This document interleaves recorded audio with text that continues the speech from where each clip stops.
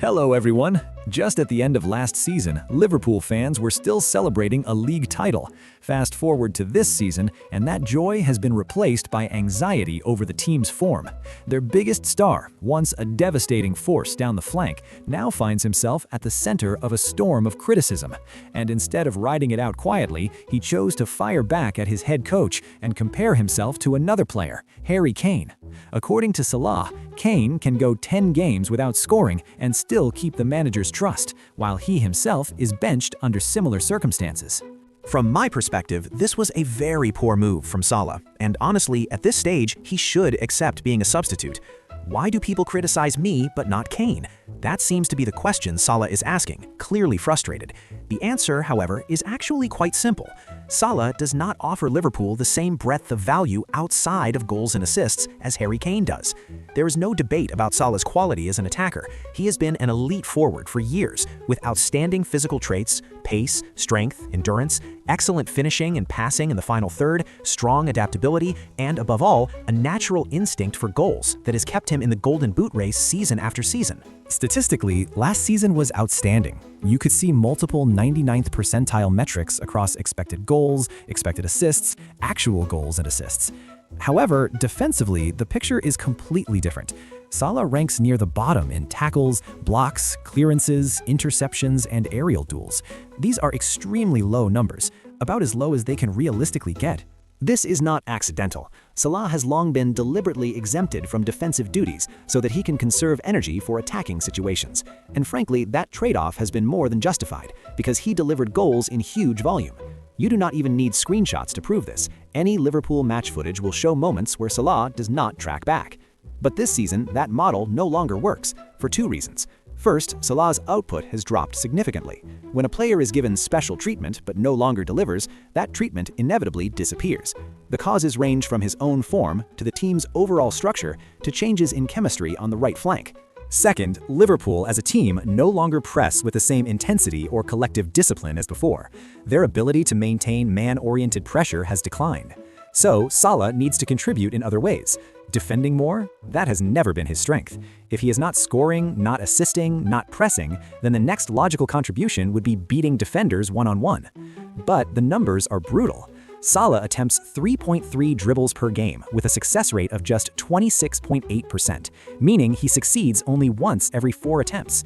He miscontrols the ball 2.74 times per match and is dispossessed 2.17 times per match.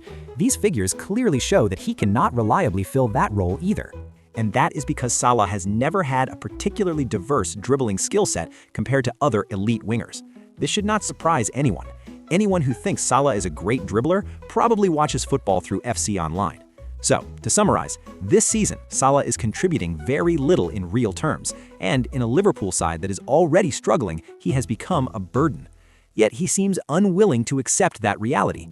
Instead, he chose a questionable comparison, Harry Kane going multiple games without scoring. That part is true, but Kane continues to be trusted for very different reasons. First, Harry Kane offers a wide range of contributions even when he does not score.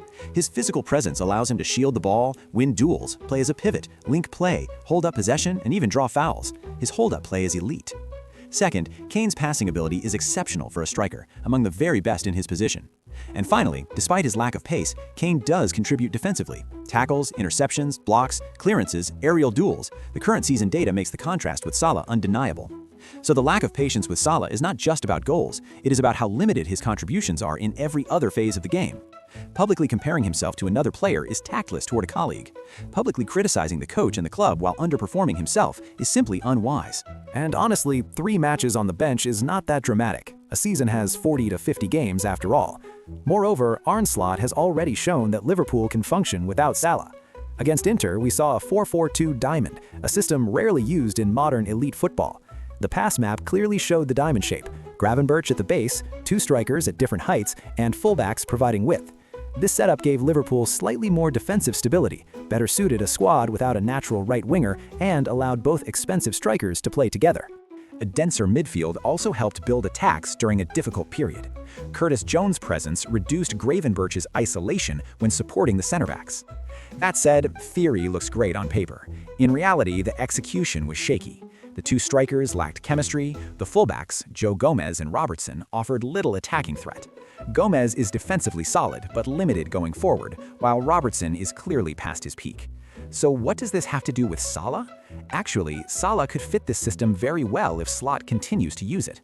A few years ago, during the Mane-Firmino era, Salah often drifted centrally late in matches, effectively playing as a forward. He has the physicality, surprisingly good hold-up play for a winger, intelligent movement, and natural finishing instincts, all traits that suit a strike partnership. Footballers must evolve to survive. Perhaps this is the moment for Salah to adapt if he wants to avoid the bench. For now, he should accept the situation. He also has an international tournament with Egypt coming up. Some time away might help him reset. Maybe Salah will rediscover himself not on the wing, but in a more central role focused on movement and finishing. That is entirely possible, considering how he once evolved from a pure finisher into a high-level creator. And if the 4-4-2 diamond turns out to be only a temporary solution, well, only time will tell. What do you think? Leave your comments below. For now, goodbye and see you in the next video.